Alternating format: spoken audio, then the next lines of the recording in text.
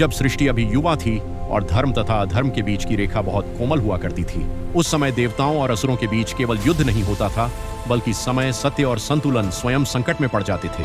भगवान विष्णु, जिन्हें संसार पालनकर्ता कहा जाता है, सदैव शांति और करुणा के स्वरूप माने जाते थे। उनके हाथों में शंख था, जो सृष्टि की प्रथम ध्वनि का प्रतीक था।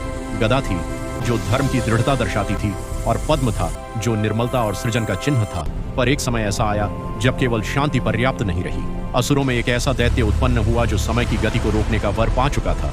उसने आर्षियों की तपस्या भंग की, यज्ञों की अग्नि को बुझाया और धर्म को ही प्रश्नों के कटघरे में खड़ा कर दिया।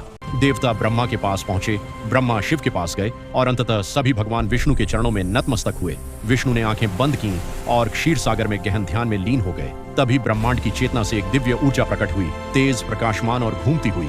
यह कोई साधारण अस्त्र नहीं था, यह काल का चक्र था, जिसमें आरंभ भी था और अंत भी, जिसमें न्याय था पर क्रोध नहीं, जिसमें विनाश था पर वैर नहीं। देवशिल्पी विश्वकर्मा ने सूर्यदेव के तेज से उस दिव्य अस्त्र को आकार दिया।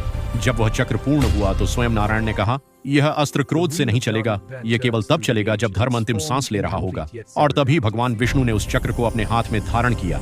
उस दिन से वह सुदर्शन चक्र कहलाया, अर्थात सही दिशा में देखने वाला दर्शन। यह चक्र किसी को मारने के लिए नहीं था, बल्कि अधर्म को रोकने के लिए था। जब जब अन्याय बढ़ा, जब जब अहंकार ने स्वयं को ईश्वर समझा, तब तब यह चक्र घूमा और संसार को याद दिलाया कि पालन तभी संभव है जब आवश्यकता पड़ने पर धर्म की रक्षा के लिए कठोर निर्णय भी लिया जाए। इसीलिए भगवान विष्णु सुदर्शन चक्र रखते हैं, क्योंकि शांति की रक्षा के लिए शक्ति आवश्यक है और धर्म की रक्षा के लिए न्याय का चक्र सदैव घूमता रहना चाहिए।